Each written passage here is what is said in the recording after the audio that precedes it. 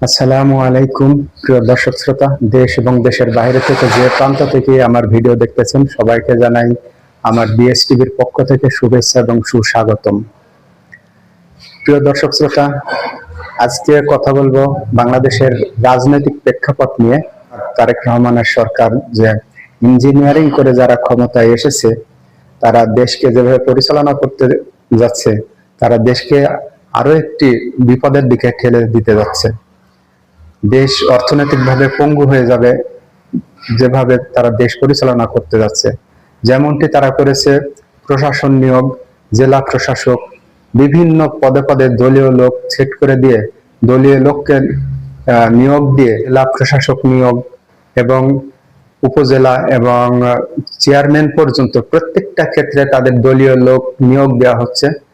এবং এতে করে হবে কি, দেশে ব্যাপক আকারে দুর্নীতি দলীয়করণ হচ্ছে, যে দলীয়করণের কারণে দুর্নীতি ব্যাপক আকারে বাড়বে, যেগুলা দেশে ধর্ষণ এবং পাথর দিয়ে মানুষ হত্যা যেভাবে করেছে এর আগে, এর চেয়ে আরো বিদ্যুৎ গতিতে বাড়তে থাকবে। আর এতে করে হবে কি, বহির্বিশ্ব যারা বাংলাদেশে বিনিয়োগ করে তারা বিনিয়োগ বন্ধ করে দেবে। আপনারা দেখেছেন এই সরকারের প্রতি ক্ষমতায় আসার আগে চীন যে আস্থা তাদের প্রতি প্রকাশ করেছিল, যে আস্থা দেখাইছিল, ক্ষমতায় আসার পরে তাদের এই সব দলীয় কারণ দেখে চীন কিন্তু তাদের উপর আর আস্থা রাখতে পারছে না। এবং এই সরকারও, তারেক রহমান আবার আস্থা রাখতেছে ভারতের এবং মোদির উপরে। তাদের কথা মতোই যেহেতু সে দেশে এসেছে, তাদের কথাই তিনি, তাদের ইচ্ছা অনুযায়ী তিনি প্রধানমন্ত্রী হয়েছেন, তাদের ইঞ্জিনিয়ারিং মাধ্যমেই হয়েছেন। তো সেই ক্ষেত্রে চীন কিন্তু দেখা যাচ্ছে, যেমন এবার ঈদে তারা যে দেশের কিছু গরিব শ্রেণীর মানুষদের যেসব উপহার দিয়েছেন, সেটা দেওয়ার কথা ছিল সরকারের মাধ্যমে, কিন্তু সরকারের হাতে দিলে সেটা বিএনপির নেতাকর্মীরা লুটে পুটে খেয়ে ফেলবে, এটাই ভেবে চীন সরকার সেটা দিয়েছে বাংলাদেশ জামাত ইসলামের হাতে।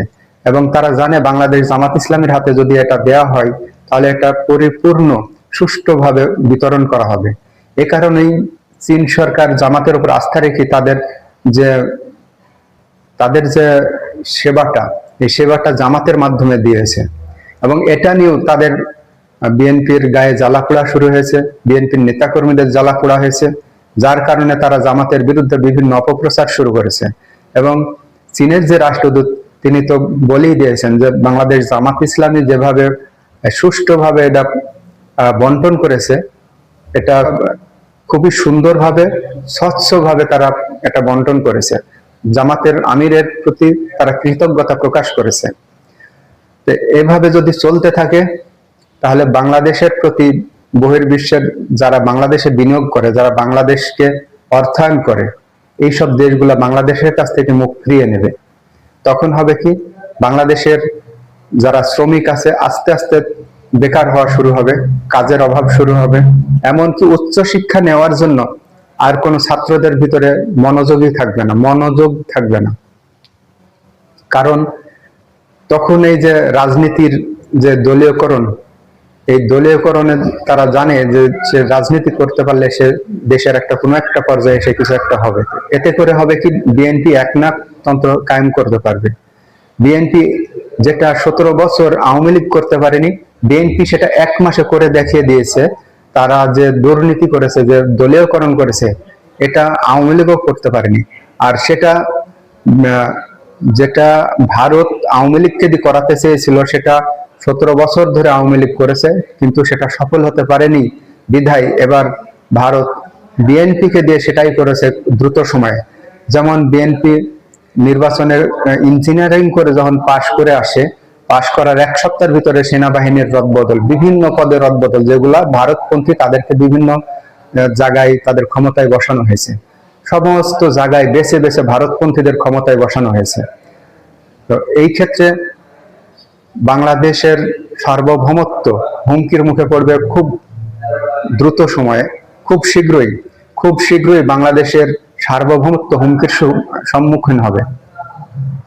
আর ভারতীয় সেনাবাহিনী, ভারতীয় যে রয়ের এজেন্ট বা যারা বাংলাদেশে কাজ করছে, এরা কিন্তু ওই ইহুদিদের মোসাদের ট্রেনিং প্রাপ্ত, মোসাদের হেডকোয়ার্টার যেহেতু ভারতে, এটাই বাংলাদেশে তারা কাজ করতেছে বাংলাদেশকে দখল করার জন্য। এতে বাংলাদেশ ধ্বংস হবে। বিশেষ করে যে কথাটা না বললেই নয়, আওয়ামী লীগ সরকার যেভাবে বাংলাদেশে গণতন্ত্রকে হত্যা করার চেষ্টা করেছে 17টি বছর ধরে, সেই চেষ্টা তাদের বৃথা গেছে। এবার ভারতীয়রা তুলে দিয়েছে তারেক রহমানের হাতে, এবং সেই কৌশল বাদ দিয়ে এবার নতুন কৌশলে ভারতীয়রা অগ্রসর হয়েছে, যাতে খুব দ্রুত সময়ে বাংলাদেশের গণতন্ত্রকে হত্যা করা যায়। আর এই গণতন্ত্রকে যদি তারেক রহমান হত্যা করতে পারে, তো সেই ক্ষেত্রে তাদের কথা মতো, ভারতের কথা মতো যেহেতু তারেক রহমান চলতেছে, দেশের সমস্ত প্রশাসন সমস্ত জায়গায় তাদের কথা অনুযায়ী সাজাচ্ছে, এখানে ওপেনে কাজ করতেছে বাংলাদেশে, এতে খুব দ্রুত সময়ে সর্বোচ্চ 6 মাসের ভিতরে বাংলাদেশের গণতন্ত্রকে এরা গলা টিপে হত্যা করতে পারবে। যদিও শেখ হাসিনার সরকার যেটা 17 বছর চেষ্টা করে পারেনি, সেটা কিন্তু 1 মাসের ভিতরে তারেক রহমান করে দেখিয়ে দিয়েছে। যেহেতু এর আগে হাসিনা যেহেতু প্রশাসন বদলের ক্ষেত্রে জেলা প্রশাসকের বিভিন্ন জায়গায় তারা নিয়োগ দিয়েছিল, তাদের দলীয় হলেও তারা কিন্তু দেখিয়েছে নির্দলীয়। কিন্তু এই ক্ষেত্রে এটা না, এই ক্ষেত্রে বিএনপি যেটা করেছে, সরাসরি রাজনৈতিক একজন নেতাকে জেলা প্রশাসককে, বিএনপি যেটা করছে সেটা সরাসরি একজন বিএনপি নেতৃত্বকে বসিয়ে দিচ্ছে জেলা প্রশাসকে।